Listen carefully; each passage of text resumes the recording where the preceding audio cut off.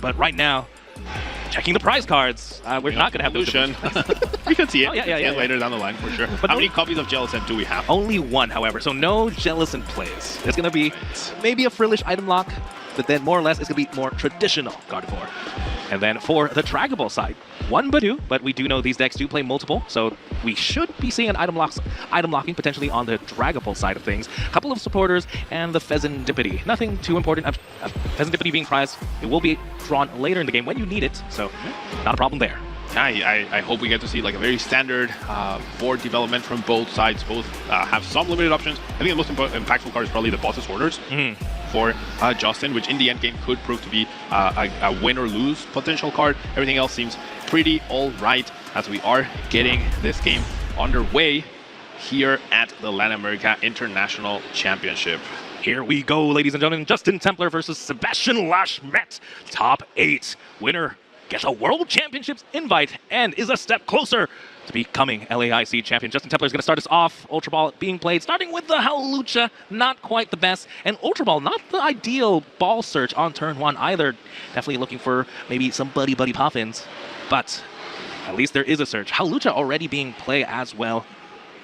That means you don't get access to that flying entry. No little bit of extra damage. Yeah, at least not until you find Professor Turo's scenario, right? However, with a lot of the damage spread that's going to be happening with Adrena Brain and whatnot, Professor Turo could come into play to prevent a situation where Sebastian takes that extra prize card. But as you mentioned, Juancho, this start, very awkward for Justin overall. The one thing he's pretty much guaranteed is to be under item log next turn, so all those buddy puffins that he didn't get to find right now will just not be will be completely useless afterwards. And just finding raw resources without buddy puffins, setting up multiple Dreepy, setting up the Dust Skulls to turn into Dust Noirs and Dust Clubs to wipe your opponent's board, it's just going to be very difficult to pull off. Shu is on the other foot this time. Gardevoird is the one doing the item lock as we now move on to Sebastian Lashmet's turn.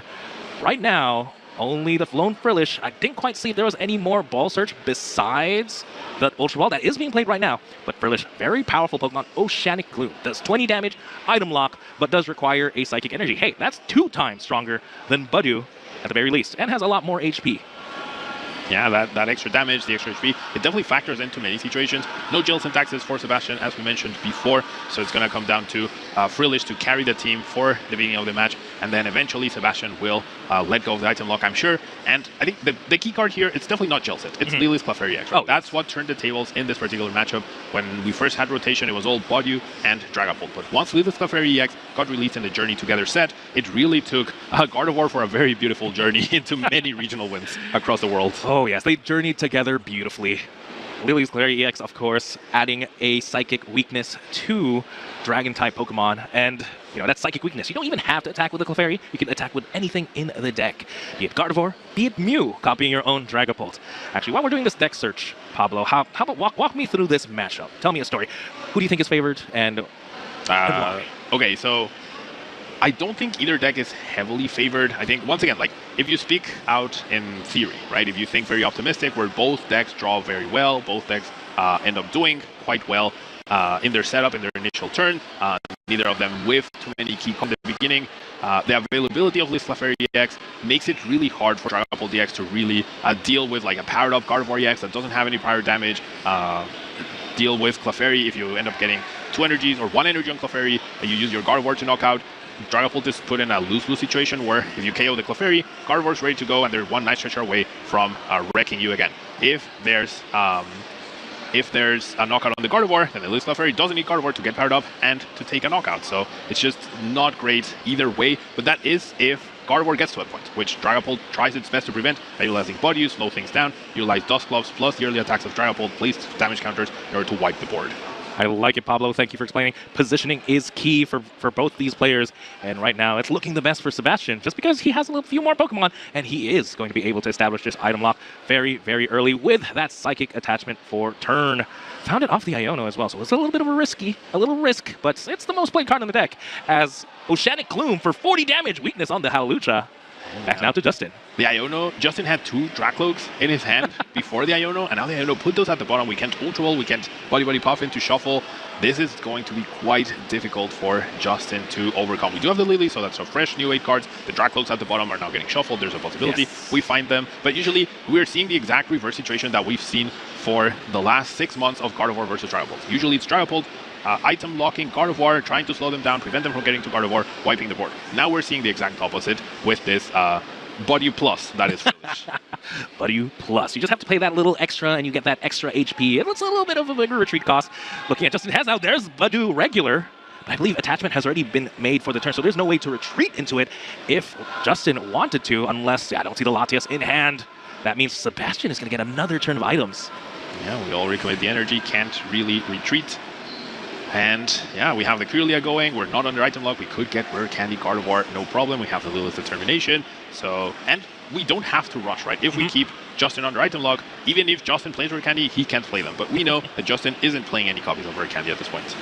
Yes, Lily's Determination is now being played. How perfect is that? Lily gets to play with her Clefairy in this one deck. Again, Lily drawing 8 cards, undeterred, can play every item. We could see an absolutely explosive turn here from Sebastian if we see the combinations of Earthen Vessels, of Ultra Balls, of Rare Candy, and the Gardevoird. So many good things can happen. All starts with these 8 cards, 8 big cards. Now, Juancho, do you go, if you get Rare Candy Gardevoird and you get Screamtail, do you go after your opponent's Dreepy and let them play Body Puffin so their heart's content, get multiple Dreepies, Ultra Ball away for many things, or do you keep under item lock, you guarantee that those cards cannot be played, and then you go on and snipe the Dreepy? Pablo, my job is to question you now, but of course, if it was me, targeting down a lone Dreepy with the 2 energy is too juicy of a target, and then I figured. 2 Badus. You're greedy. There's Badu and the Halucha with the 30 damage. Anyway, those are easy prize cards. We can be very aggressive. What would you do, Pablo? Just same question. Turn it back to you. Honestly, I would do the opposite. I would just take it slow, not use too many resources. Like, I would love to set up the Gardevoird for sure, but there's no need, right? Like, there's no possibility for my opponent to get to Dragapult. I can just do that next turn. I could like knock out the body with Monkey Dory's Adrenabrain, and that forces the Dreepy to come out, and the chances of that happening are quite high because your opponent, you know, they don't have another Dreepy, they didn't play one, and because they can't play Body Puffin, they can't go wide on the board to get multiple Dreepy to prevent the incoming attack. So I definitely think the item lock is especially powerful at this point, so I wouldn't want to let up my opponent out of that. Maybe if Halucha wasn't Psychic Weak and it would take me 4 turns to knock out the active whilst under item lock, then maybe I'd feel a little bit more urgency to deal with the Dreepy because 4 turns is a lot in terms of letting your opponent find something else. However, I think because the Halucha is weak, we're pretty good here. But with 2 Monkey Doors in the discard, those Adrenabrain plays could be a little tough to pull off. Okay, I like the thinking, Pablo. Let's see what Sebastian decides to do here. So again, a lot of cards have been played. There's a lot of energy in the hand, a Dark Energy, and an Ultra Ball now. I believe, what do you think he's going to find here? Do you think a second Kirlia, or maybe it's time to establish some Monkey Dories? I mean, we discard a Monkey Dory this turn, so if we want to pull that off, maybe we don't discard it. I love the second Kirlia. Yeah, I love it. Oh yeah, there we go. We can actually just pull that off. There's a Monkey Dory, there's a Kirlia, setting ourselves up for success, right? And it's once again, like, once you let go of the item lock, you want to make sure that you basically have the game won at that point. I like it. And as a Gardevoird player, this is a beautiful board. Again, once you have those 2 Kirlias plus a Monkey Dory attached by the second turn or first turn, second turn or first turn, if with Evo, it feels a lot safer. And this is the board you want. Once you get multiple Monkey Dories to play, that's when things can start to be, get a little crazy. And Sebastian here under no pressure at all. Draws a Super Rod that's probably older than he is. Probably. Is that the Super Rod you first started playing with? Yeah. Yes, I am old, Juancho. Thank you for reminding me.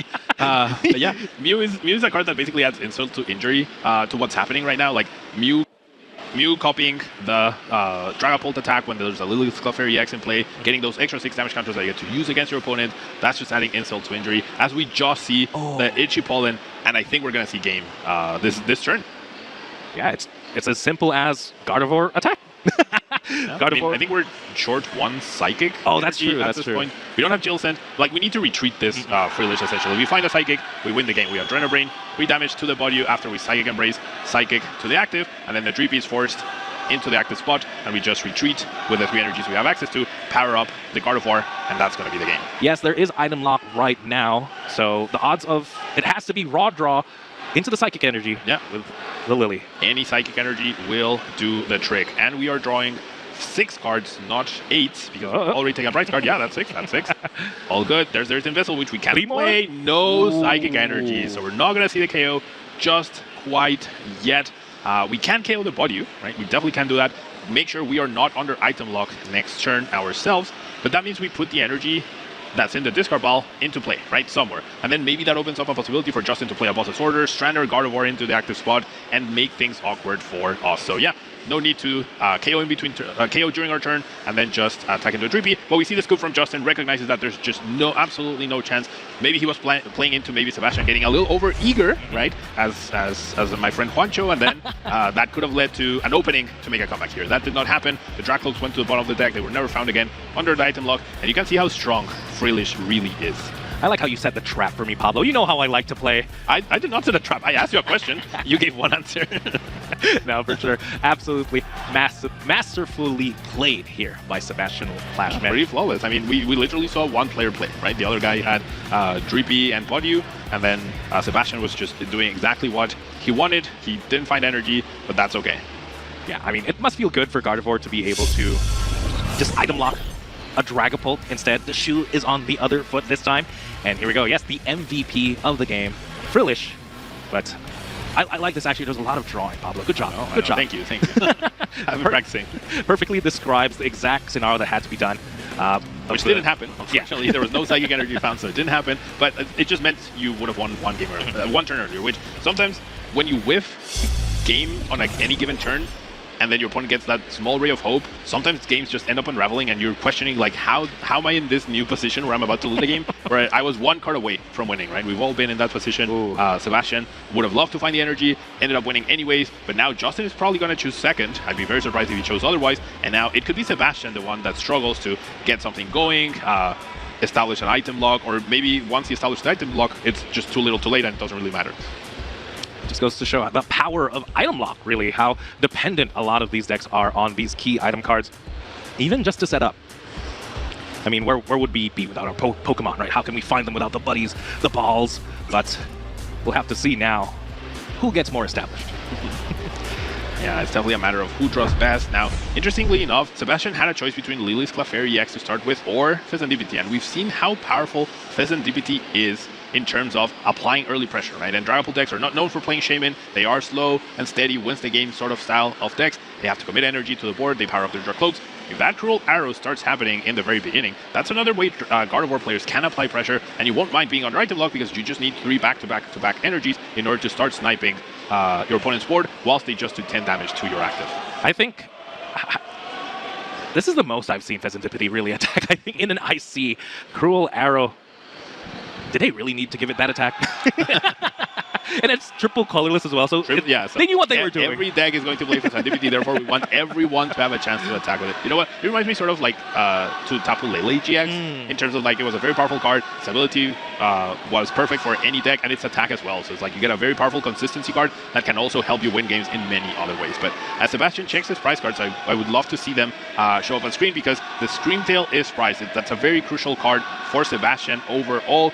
The copy of Iono could also be important, where Sebastian ends up using a couple in the beginning and struggles to deny resources for Justin to close out the game later down the line. Every other card probably inconsequential to the grand scheme of things, but no access to bench snipe and no access to that last key Iono to sometimes ask your opponent or reduce the chance of your opponent having game at the very end could be impactful. Yeah, those being in the top 2 and those being the most important card in the prize cards definitely hurt here. And I feel like we should come up with a name now of what we should call when cards are on the upper right or upper left, because they might as well be in the lost zone at that point. Sure. With how our format is, being able to take the 2 prize KOs and whatnot. But I'm sure Sebastian can find a way, be flexible. That's what we know our top players are attaching to Fezandipiti. That's flexibility. No, or desperation. I mean, a little bit of both, perhaps. Now we're switching things around, right? Justin knows there was no way to find a Ralts. There was no Ralts either in hand or even a Frillish. So he's going to do his utmost best, sacrifice anything he needs to in order to get that item lock going. So honestly, this game could be a reverse of what we saw before. It will come down to, can Justin establish enough Dracloaks and get to the Dragapult as soon as possible to A, deny the Ralts on the bench, and B, make sure that he can weather the Cruel Arrow storm that is about to hit him very soon. Yeah, looking at the prize cards now for Justin, a couple of energy there, but of course our cards are what we play the most of. Iono being in the top right, just matching Sebastian Lashmet's Iono onto the top left.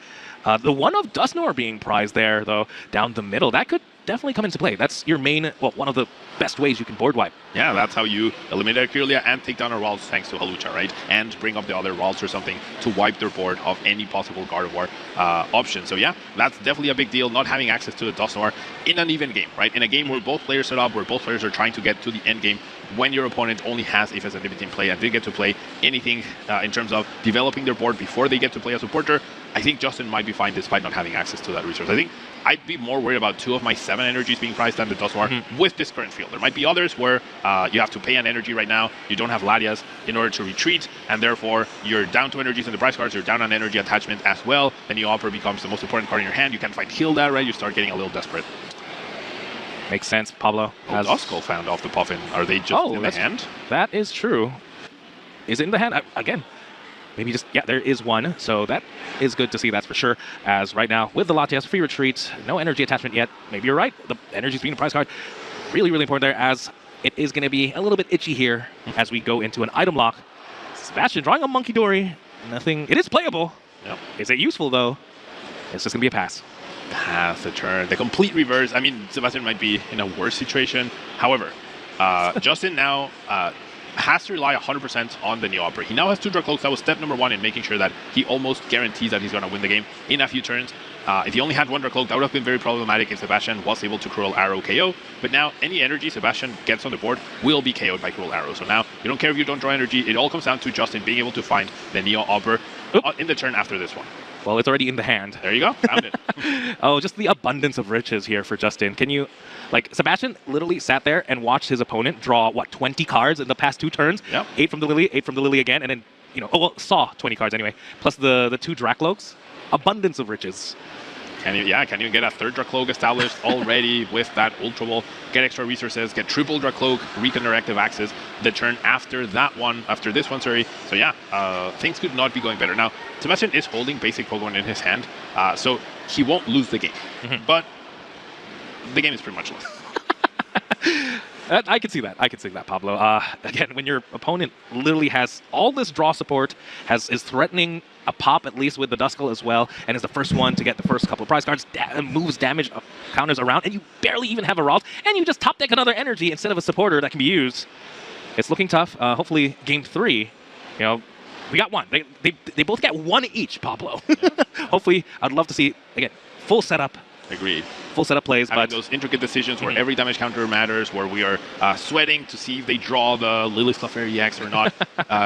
One of the Dracloaks does get sniped, obviously the one with the energy. Justin was hedging whether if Sebastian didn't have the energy, that's great. If you do, that's fine. I have the Neo Opera energy, no matter what, already in my hand. You didn't Iono. So yes, the game will continue. Sebastian has now benched Pokemon to where he will not lose this game. If he had only benched Monkey Dory, single Dusclops could have eliminated or put 5 damage counters there, and then we get to wipe the board that way. That's not going to happen. But if you're 3 prices ahead and there's no Ralts on board, you know it's completely fine. Slapping down the Neo Upper and the Dragapult EX now hit the board. Oh, this Pheasantipity is going to be sticking for long. I mean, 2 big, 1 wham bam combo there. Badu, you know, weakened the Pheasantipity just enough. I'm pretty sure Badu did most of the work there. Well, this Ultra Ball discard always feels very bad to see from your opponent. They discard the Iono that could possibly help you, and they discard the counter catcher because they're so confident they're going to be so far ahead the whole game that they won't even need it, right? Like, that's the icing on the cake for Sebastian in terms of, like, yeah, it's a slap on the face in terms of, like, yeah, I mean, I have 0 chance in this game. And Sebastian staying in this, I mean, there's plenty of time. We have extra time for it. Top Cut, of course, we have extended time, 75 minutes to make sure we have ample time to get some solid games, get some solid gameplay. And I think at this point, you're Sebastian, you're content with finding out more about Justin's deck, right? Finding out more if there's anything sneaky in there. I feel like Dragapult Dusknoir has been pretty figured out. Like, you could easily call out 60 cards for Dragapult Dusknoir and be 98% correct most of the time. But maybe Justin has some spice for this event that you get to see before you go to game 3. Yeah, could confirm spice, could confirm even just counts, really. Sometimes you just want to know how many Ionos or Boss's Orders your opponent is playing, at least how many you've seen, and just getting a more accurate count can make you play a little bit more optimally. And again, you never know. I'm an optimist, Pablo. Maybe we see a big Iono count. There's nothing to trap. A big Iono, and you can trap the Draclo. That's trappable. But it all starts with coming up with something right here, right now. There are items unlocked now. but I don't even see an item in the hand. Yeah, there's nice stretchers, so we can get back to Fesandipity. We can actually draw a few cards. We get TM Devo, which is completely inconsequential. So, like I said, we can do more things. The best we can hope for is like double Ralts and somehow they survive, and somehow we get to Rare Candy Gardevoird and Justin whiffs energy, and then all of a sudden we're back in it. Can that happen with this Fesandipity draw? We did get Artisan and we did get Ultra Wall, so we can bench 2 Ralts off Justin's huge hand though, plus the Dracloak. I mean, Hawlucha boss doesn't seem out of this world, or, I mean, Sebastian doesn't know it, but could also be Dusknoir plus Hawlucha into essentially board wipe. No, into game. Yeah, pretty much. Yeah, definitely into game. 100% as, at least there's an Artisan. But we will see some Ralts hit this game. Yeah, the Ralts hanging out in the middle of the deck, just chilling. Where are you guys? A little bit late. Yeah, no, I mean, everything going wrong for Sebastian, just like everything went wrong for Justin. I'm guessing for Game 3, we're going to see Sebastian choose to go second. So Justin's opening hand for Game 3 could really be the determinant factor into who ends up winning, right? Sebastian, of course, Sebastian's as well, but when you can play items and supporter cards, you have a much better chance at succeeding than if it's just item cards and nothing else. And again, this also just came down to what we talked about earlier, Pablo, when I asked you, who's favored? You said no one really. It depends on positioning, and both these players really hindered the other opponent's position, really, with the use of item lock on the Frillish, and then of course the Vadu. But hey, counter catcher. Yeah. We can try. Catcher. We're gonna TM Evo, so Sebastian not gonna let go of the pressure. He's gonna try to get himself on the board as well. Only one Kirlia hits the field though, making him a little susceptible to the Boss's Orders plus Dustclops prop of the Curse Blast ability. Can Justin get there? We know one Boss's Orders is prized, or never mind, it's not prized. That was game 1, I'm guessing. I'm getting so many games one shot this weekend, I'm getting my games confused. Is there a Boss's Orders in the hand? If there is, 3 Ralts get KO'd, and we are in so much trouble. Right there, yeah, right in front. There, the front card, yep. So many resources in hand. Again, Justin was able to play 2 Lilies and Dracloak without getting disrupted at all. Okay, maybe, big maybe, Juancho. You're making me hope here, Pablo. There's 1 energy. No, never mind. There's more than enough energy. I was thinking maybe there's a world where we lose enough energies to where Justin is in an awkward situation where Dracloak gets stranded. There's 1 energy in the discard pile. 1 energy is about to be lost. There's a new upper energy, and yeah, the crowd is going wild over this incoming Phantom Dive. Knocking out both Kirlia and the Ralts, and spreading a little damage as well. Always a massive play here for the crowd. Yeah, 2 damage counters on the Ralts for the knockout, 4 damage counters on the Fesandipity to compensate for something. Maybe it's down to Confusion Flip. That's the opening. I mean, it is doing 120 damage here. Oh, that's true. Weakness, hitting for weakness. You got to do what you got to do, right? If you force the Neo Upper, you can't force the Neo Upper to retreat. There is no attack then. So that might. Yeah, because you can't even like retreat Turo to remove the Confusion. You'd have to go for it because you have no other energy in play. So yeah, I mean, maybe this is the opening. Maybe some Mind Bend shenanigans. Yeah. You could always attach in Turo after you discard the energy you attach, but we'll see. Monkey Dory, Dark Energy, and Mew off the top. I mean, the energy means we get to Adrenal Brain damage off this guy somewhere. Maybe the body, you take a prize card, see if the prizes help us some way. And then once that happens, the Clefairy is also out of range now from the Dusknoir Curse Blast. Maybe.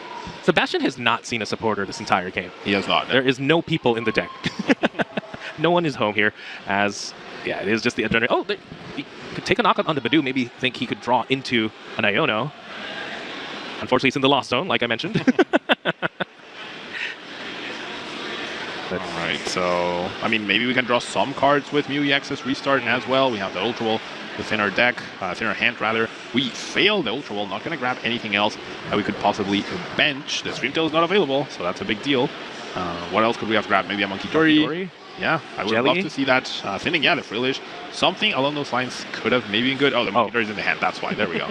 All right, 2 big cards, Psychic Energy, and no one home. Stretcher. So the supporters are not being really supportive this time around. It's their name. What are they doing? They have one job. They have one job. All right, big Confusion attack here, big Mind Bend. This coin flip could be huge, and I don't see a universe where Justin can avoid this successfully. Maybe once again, he could retreat. No, he can't retreat to run boss KO the Ralts.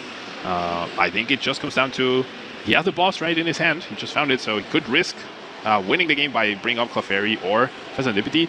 If this is Tails, though, this could get really complicated really quickly for Justin. The Hawlucha, too. that does put the damage on to... Oh, no, yeah, we can attach retreat. Oh, my gosh. Attach retreat Turo, yes. Yeah, there we go.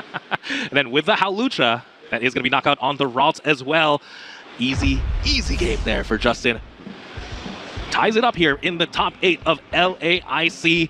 And just no one's setting up because of item lock. How about we get a Frillish in the active, but doing the active, and that's fair. No one uses items. Now, yeah, I mean, pretty well done by Justin. Did not miss a beat this game as opposed to the previous one. Now, Sebastian gets to go second, which seems to be the key. And I mean, if most games come down to who went second, then the matchup has to be 50-50, right? Because it comes down to a coin flip. Of course, there's many intricate decision-making that has to happen throughout the course of the game. But let's take a look at the replay here, Juancho, to see all the non-action based on item log that we got here. I mean, we did see a couple cruel There was a lot of cards drawn by Justin's side. There's definitely some action on Justin's side of the field if you count being itchy, or making your opponent itchy. Action, and Sebastian did get an attack off, did take an early prize, well, not early prize, take one prize card using the Cruel Arrow, but again, just could not find any support. No one was home. There were no professors, no Ionos, but I gotta give it up to Sebastian. Just keep on trying, though. Found the one line, really, which was the confusion, but the combination of being able to attach for turn so you don't lose any upper, and the Professor Turo, that was just perfect.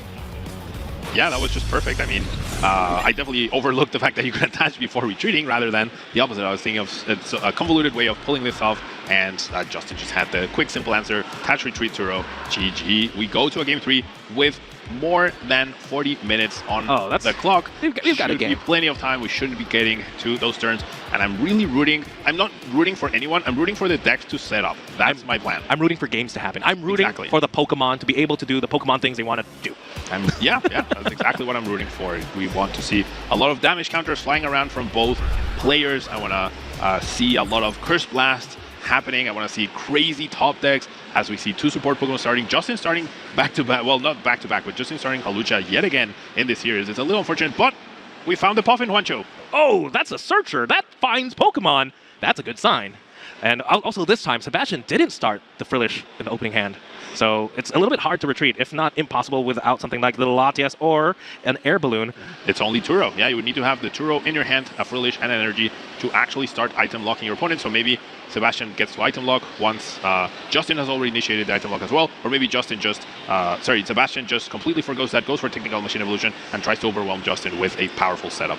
Let's go ahead and take a look at the prize cards now. For Justin Templar, a lot of one-ofs, the Buddy Buddy prize. Luckily, he was able to open one Luminous Energy, just a lot of one-off, one counter catcher there. I also got to take a look at Sebastian's prize cards, and he also prized some counter catchers, if not all the counter catchers. So, but that's okay.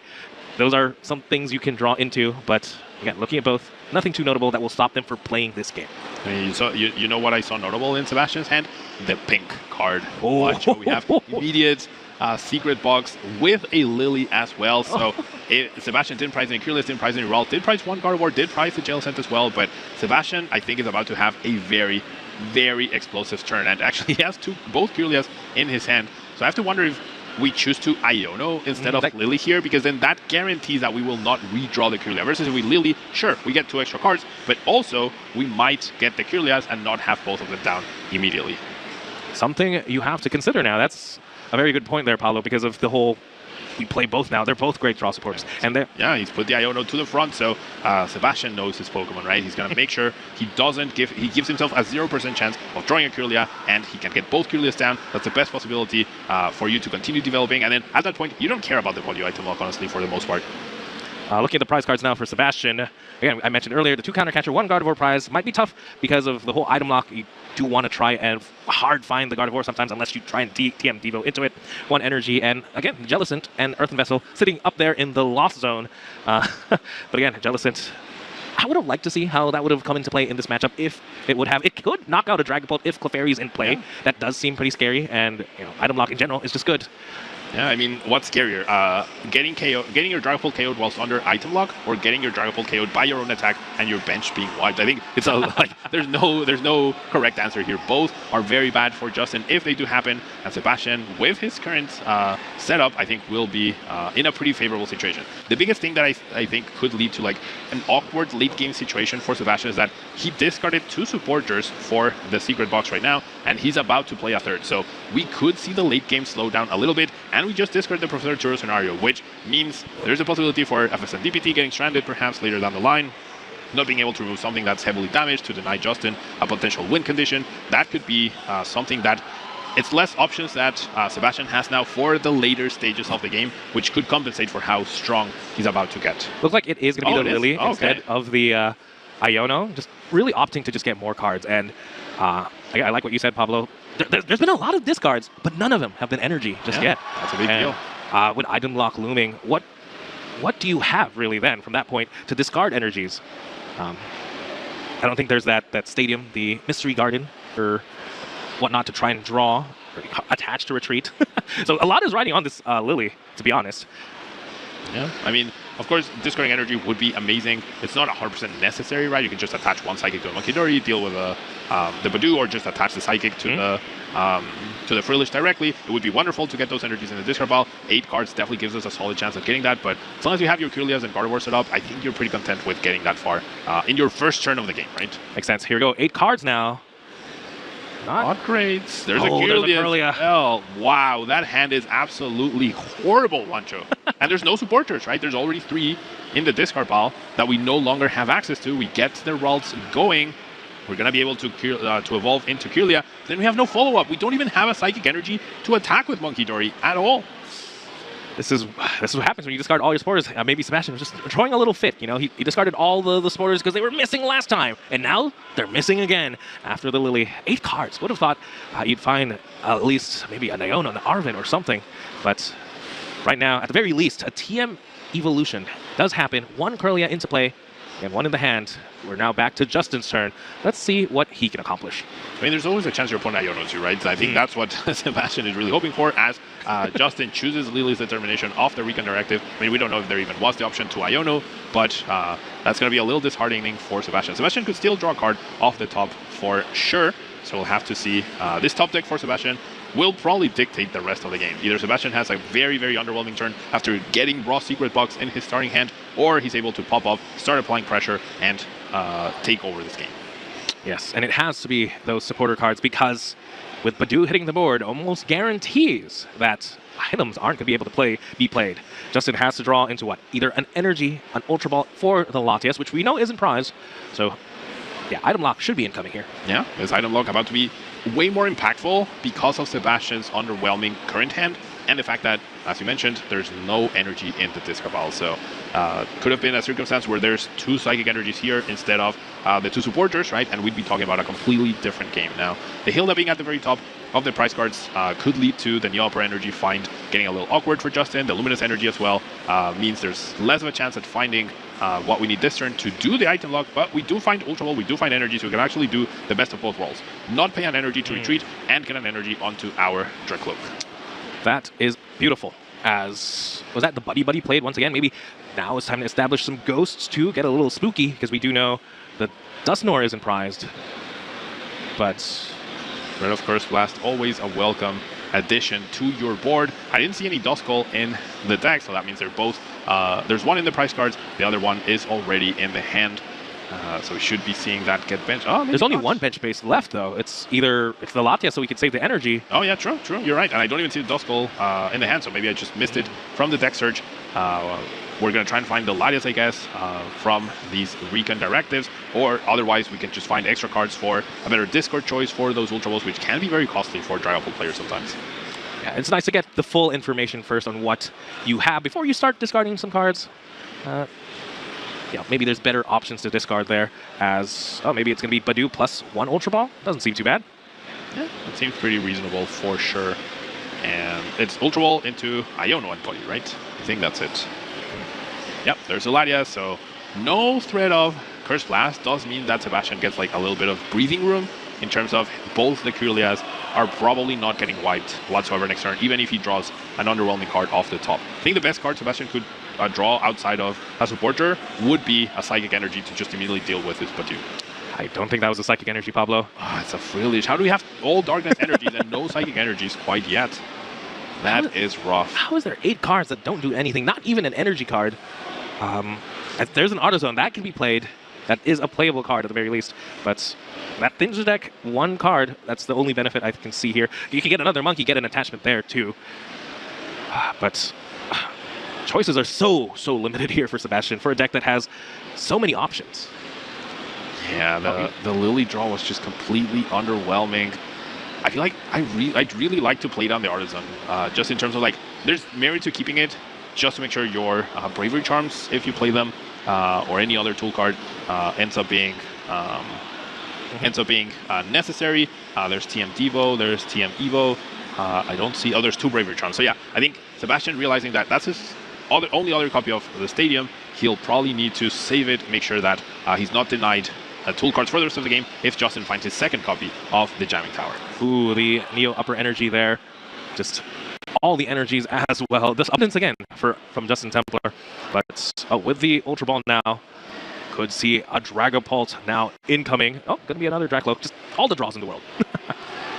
No, dang. Justin has enough information from Sebastian's hand at this point where he knows it's not great, but there could also be like powerful items available. There could be a Pheasant Divinity available as well. So if he ends up being aggressive right now, it could come back to bite him. But if he's a little patient, I think we might see him keep Sebastian under item lock until he can find boss's orders to take down the Lilith Clefairy, and that makes it as awkward as possible for Sebastian to have a response to the Dragapult. Makes sense. And this is where I would have really liked to see the Duskull establish. What are your thoughts on like a Duskull over the 3rd Dracloak? Just because having the Duskull means you have more options in your cards. You can activate your own counter catcher. You can make the board wipes a lot easier. Yeah, I mean... Oh, it's a 1/1/1 line. Oh, it's a 1/1 line. Oh, there you go. There was no option. Yeah. Oh, that's why I was like, yeah, there's no Duskull in the deck. And that, yeah, so I completely overlooked that there's only a single copy of Duskull. That does make it a lot harder to pull off the Duskull. That's a very greedy change by Justin. Going down from a 2/2/1 line to a 1/1/1 line. That's very greedy, but clearly he's in top 8. It has paid off so far. I was wondering how he fit 3 boss's orders, 3 Night Stretchers, the 2 Stadiums, the second Nest Ball as well. That was the card that stood out to me the most. A lot of good resources, and typically you do like to only pop 1 time, as Iono finally being played here. Yeah, Sebastian does find Iono off the top. Well, no, off the hands that Justin did play an Iono as well. Okay. No, he played Research. Never mind. The Iono was off the top. I was looking at the list. I missed what happened in the match. But hopefully a better situation for Sebastian. Found Psychic Energy. Has Ultra Ball to find Gardevoird the turn after. Doesn't need to fear both Kirlias going down whatsoever because there is no Duskull. So far so good. And wow, Technical Machine Devolution. Big slowdown there. I like the swipe of the hand. Devolution. All your Dracloaks go back to the hand. No Dragapult just yet for you. That buys 1 more turn. That is such a huge punish. Like Justin researched last turn, discarded Dragapult, took it a bit slow. As I mentioned, he wanted to be patient until maybe Sebastian utilized the Adrenaline Brain, knocked out the body, and then he could counter-catcher the Clefairy, or put himself in a situation where he could boss KO the Clefairy first. However, that Technical Machine Devolution with no rare candies over on Justin's side, doesn't matter if you're under item lock, sure, you get your Dracloaks once again, but you're in so much trouble, right? This gave me a huge turn, delayed the aggression, and I think as the game progresses, Gardevoird just gets more and more and more powerful. I like it, yes. The more time there is, there is to set up bigger plays, get more Monkey Dories in play, set up the board that you want to have. But right now, again, Dracloaks in play, multiple cards drawn, saw 6 extra cards without having to play a supporter. And the Jamming Tower, that means Bravery Charms will not be working for the rest of the game. Was the Jamming Tower in hand the prior turn? Did Justin hold onto a card? Could have prevented the Technical Machine Devolution, right? Perhaps wanting to play down once he could like secure an extra knockout, perhaps on a Drivelon or whatnot, but an extra quotation marks punish just because he ended up facing off against the Technical Machine Devolution by Sebastian. But Sebastian's still under the item lock. He can't take a knockout on the body. I don't think he wants to because that just activates counter catcher for Justin, and that makes everything else, especially the Lilith Clefairy, extra susceptible. We could play another supporter, but our deck is not getting much thinner, right, at this point in time. And if we are just shuffling cards back, redrawing. It's getting a little awkward here. Yeah, it is Lily for 8, and there is a Gardevoird EX prize. There's only one in the deck, so it's a little bit tougher to find. It's the deck I'd say would be half full right now. Yeah, it's getting thinner, but not thin enough, I don't think. There's only one Psychic Energy in play so far, with one prize.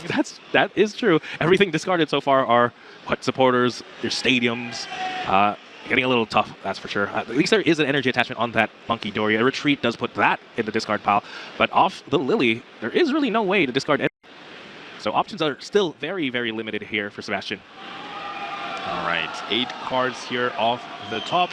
Can we find the one copy of Gardevoird EX to start doing something here? We could if we could just play item cards, but Ultra Ball just does not work right now. I wonder if Sebastian ends up getting a little desperate, knocks out the body, try to give himself item cards. He can either do it through Mind Bend, knock out the active, or just Drain Brain and then get an attack off into something else. It would probably end up being the Latias, right? Because of Lilith Clefairy, any Dracloak that gets promoted does get KO'd by the Mind Bend. No, it's just going to be a knockout with Mind Bend on the Body. I'm curious to think why Sebastian Lashmet preferred to keep the energy on board, maybe taking the knockout there. There is a Gardevoird prize. You don't know where it is there in the positioning, so it would have been nice to just grab mid-turn. Obviously, he didn't grab it. It was a counter catcher grabbed, since those were the 2 bottom prize cards, but there was an option. I mean, Justin can't win with body item lock for the rest of the game, right? And yeah, Justin now takes this opportunity, plays a counter catcher. Bravery Charm not working because of the jamming tower, so Lilith Clefairy EX will go down. Only a single Psychic available for Sebastian right now. A ton of supporters discarded already, so 5 cards is a healthy amount, but it could also be tough for Sebastian to piece something out. 5 cards, there's an Ultra Ball. Do we find Psychic Energies? There's an Earthen Vessel. Yep, there we go. Earthen Vessel available. So I think, and a Night Stretcher. So wow, just has the perfect response. We're just missing Mew EX at this point in time. And then we can take a knockout on Dragapult and a Dracloak as well. Ooh, that is very, very juicy. Going down to 2 is the position you want to find yourself in. Oh my goodness. I think we're about to see a huge turn. Even Sebastian is like arranging himself on the chair. It's going to be, he knows he's in for a good time. Just trying to piece things out. He will have an extra card right now. I think we might even see a discard of an Iono because we're probably going to end up benching the Mew EX as well. Just give ourselves a huge turn where Mew EX is available. Lilith Clefairy EX is in play as well.